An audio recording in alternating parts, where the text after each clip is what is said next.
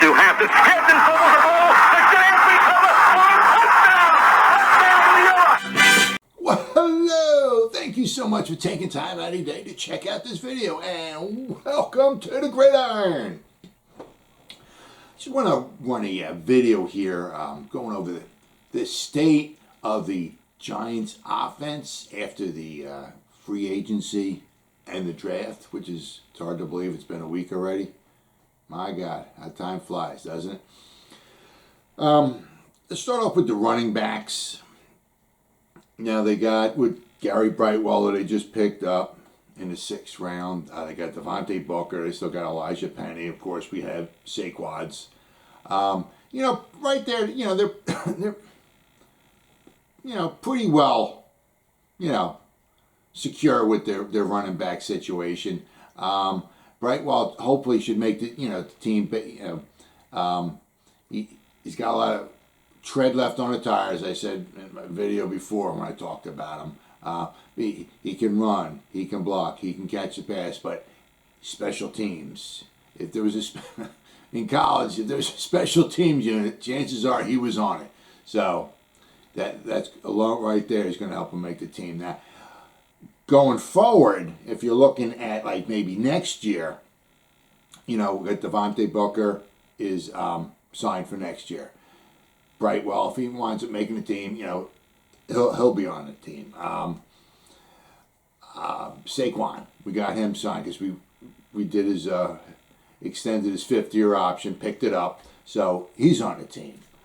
You know, so this year, you know, I wouldn't look to see any. I mean, unless injuries popped up or something along the lines, you know, or maybe if something set Saquon back or whatever. You know, I mean, you could look at a few guys out there. Like Kerryon Johnson just got let go by the Lions, and here's 3 names for you. Maybe you've heard these names before. Deion Lewis, Devontae Freeman, and Alfred Morris. I think all 3 of those guys are still out there. Now, Kerryon Johnson is, I think he's only 24. So if you're maybe looking to bring some type of a younger presence onto the club, he might be the way to go. He had, his first couple of years, he did have a little bit of injury history, but last year he was relatively healthy. He's a 2nd-round pick, and he's young. The other 3 guys I just mentioned got a little bit of age to them. So, you know, if you want to looking for somebody young, maybe you want to go Kerryon Johnson. But if you're looking for more of like, you know, some type of experience or role model or whatever, you know, there's Alfred Morris is out there. You know, Devontae Freeman and Deion Lewis. You know, but I mean, I think for the most part we're pretty well set. Oh. There's my dog, Randy, barking at somebody out there. So you might hear him for a little while. I do apologize. So that's the running backs. I mean, with Saquon, if he comes back, if he's 95% of what he used to be, I mean, we should be good to go. And let's please keep your fingers crossed he stays healthy. Then next we go to our quarterback situation. Now we got 4 of them signed. There's only 2 of them signed for next year. Okay, Joe Webb and Mike Glennon are just signed for this year. Mike Glennon is serviceable. You know, he's got an arm. You know, I'm not saying if Daniel Jones goes down, Mike Glennon's going to be able to take us to the Super Bowl. Not saying that. But he did okay last year with Jacksonville, who was a very bad team. He had some nice numbers on a very bad team. So Mike Glennon, I mean, you know, if in a pinch you got to bring him in, he can complete some passes for you. And with the weapons that we have, and if we can lean on maybe Saquon, you know, if need be, I'm sure he can get the job done. I feel confident with Mike Glennon back there. But then we got Joe Webb, and then we have Clayton Thorson. But so Clayton Thorson and Daniel Jones are the only 2 signed next year. So I don't think much about Clayton Thorson. But big year for Daniel Jones, obviously. All the weapons he has, it's put up or shut up. So if you want to look down toward the future for Daniel Jones, all right, so if he doesn't get things done this year, we have him signed for 1 more year.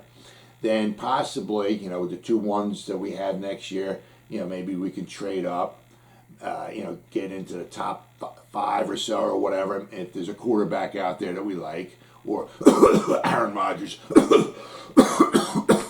Aaron Rodgers. Sorry, I had something stuck in my throat there. So if we were to get a quarterback this year or next year, pick up somebody. Daniel Jones would compete with that other quarterback. If the other quarterback got the starting job, Daniel Jones would be on the side, because his contract's is fully guaranteed. So it's not a lot. Well, it's like $7-8 million, but you'd have to, if you let him go, you still have to pay him. So you have him on the team, let him battle it out, and if after next year you can always let him go, and starting next year you'd have another quarterback going forward. But I mean, I wouldn't look for them to try to pick anybody up at all this year. As I said, next year, after the seasons and dust settles, smoke clears, and all that, we'll see what we got. We'll rate Daniel Jones, see what he did. We'll move forward from there. But I mean, it looks like they're going all in with Daniel Jones this year, supplying him with the weapons, and once again, keep your fingers crossed, folks. Now let's go to the tight ends. Now we got, I think, 8 tight ends signed. Okay, we got 5 signed for next year. One of them is not signed for next year. Is Evan Ingram, Mr. Butterfingers. Big year for him, huge year. Because I mean, after this year, he knows he doesn't have a contract. So if he has a good year, you're going to get paid. May not be from the Giants, but somebody else is going to pay you. If you have a bad year like you did last year, somebody's going to pick him up. But he's not going to get as much money, obviously, as he would like to. So look for, if he's got a chip on his shoulder, whatever, look for a nice year from Evan Ingram. Look for him to turn some of those drop passes into some completions. 6 of Daniel Jones's interceptions were balls directly thrown at Evan Ingram. 6 of his 10. So Daniel Jones had 23 balls dropped last year. 11 of them were from Evan Ingram. Evan Ingram dropped 11 balls on 109 targets. In the last 3 years, Kyle Rudolph has dropped 1 pass, on 167 targets. If we went by the stats from last year, if Evan Ingram was targeted about 167 times, he would have dropped 16 or 17 passes. Kyle Rudolph dropped 1. Evan Ingram needs to step it up. I don't look for us to sign anybody. We got 8 guys, right? And we got 5 guys signed next year. So, I mean, if we don't re-sign Evan Ingram, obviously, look for us to either sign somebody or get somebody in the draft next year. But this year, we can almost field the whole team of tight ends. We got so many of them. Then we're going to go to the wide receivers. Weapons galore. We're good. We got plenty of guys. Backups. We got a lot of guys signed. However, we have 5 signed for next year. Kenny Golladay, Kadarius Toney, Darius Slayton, Sterling Shepard, and Derek Dillon. So if we're looking to ever save money or anything or whatnot, maybe this might be Sterling Shepard's last year with us. You slide Kadarius Toney into the slot. Maybe I hate saying goodbye to guys who've been with you for a while, but you might have to say goodbye to Sterling Shepard. He's owed like $10 million next year. I think if you let him go, it's a $4 million cap hit or a dead cap hit. But you'd still be saving $6 million, which would help, to bring somebody else in, or if you want to extend Saquon's contract or whatever. So it might be a big year for Sterling Shepard, especially if he can stay healthy. We'll have to wait and see, but it might be his last year with us. But as I said, I mean, if worst came to worst, if we let him go, if you had Darius Slayton, Kadarius Toney, Kenny Golladay as your starting 3, not bad, as I said. You can always pick somebody up in the draft as well next year too, and put him in there.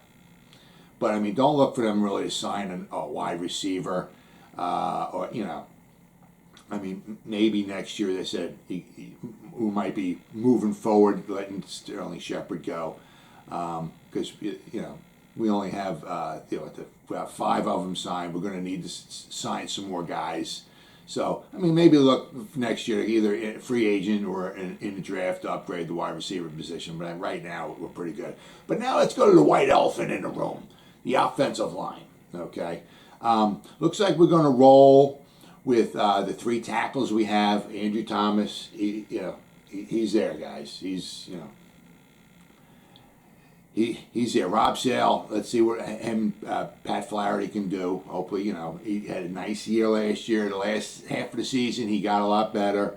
It wasn't a spectacular season, but apparently he also had an injury, I think ankle or foot, which is going to cause you some problems. But then we got Matt Parrott and Nate Solder. So we got those 3 guys signed this year and next year. Like I said, let's see what if Matt Parrott can't be as productive as we'd like, maybe as a right tackle, you can try to get Nate Solder in there. Hopefully Nate, he did miss a year last year, so hopefully he comes back and hopefully he can be productive. But looks like we're going to roll with those 3 guys. And we got the centers. We got Nick Gates, who is signed for next year as well. But then we got Jonathan Harrison, who's not signed for next year. If something happens, and we can always, this year, if Nick Gates has to maybe slide over to a guard or something, we can do that because we have Jonathan Harrison.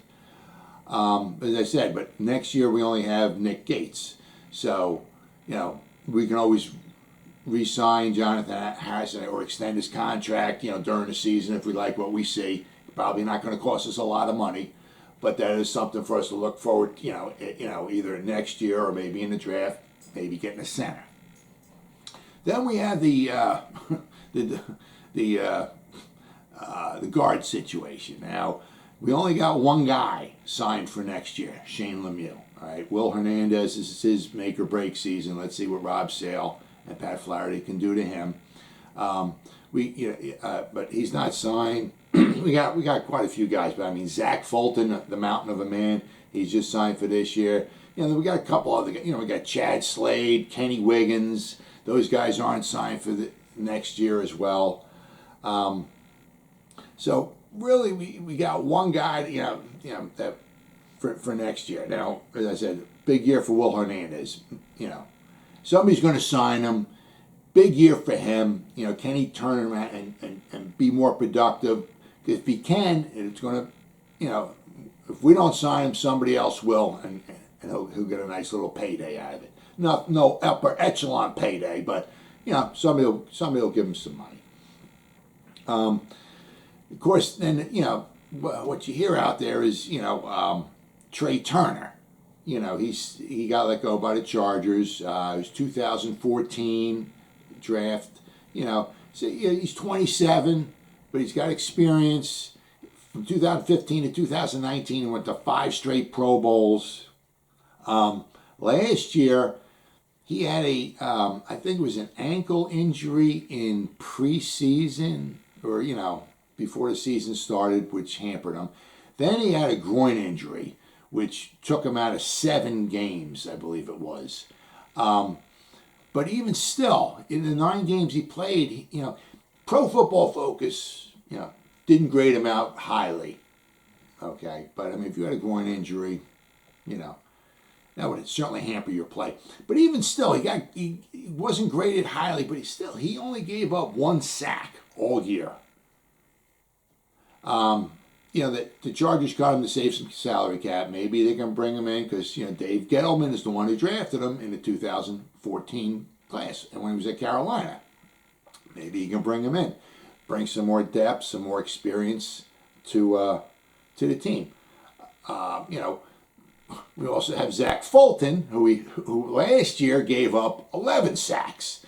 So if Rob's a good run blocker, he's got experience, he's a mountain of a man. But last year he gave up 11 sacks. A lot of it seemed like some of it was like his footwork. Like if you get in the wrong position and you got a guy bull rushing you, it looks like a lot of times he was just on skates. The guy just kept getting pushed back into the pocket, into the quarterback, and all. So maybe Rob Sale can fix his footwork, and Zach Fulton go back to kind of, the way being a decent guard. If he can, that would be huge because he is a good run blocker. But I mean, 11 sacks last year. You can't have that.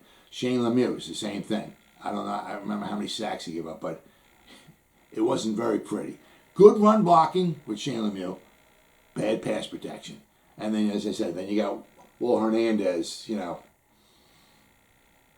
who didn't have the most productive season either. So if they're going to do anything, it looks like they maybe bring, a guard. And they did draft 2 undrafted free agents right after the draft was over. So they're going to have some bodies in there. They're going to, take it from there. But boy, I'll tell you, we better get some better play from our guards.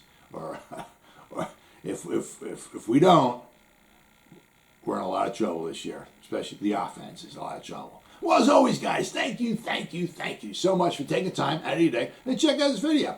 You guys stay safe out there and go Giants! Woo!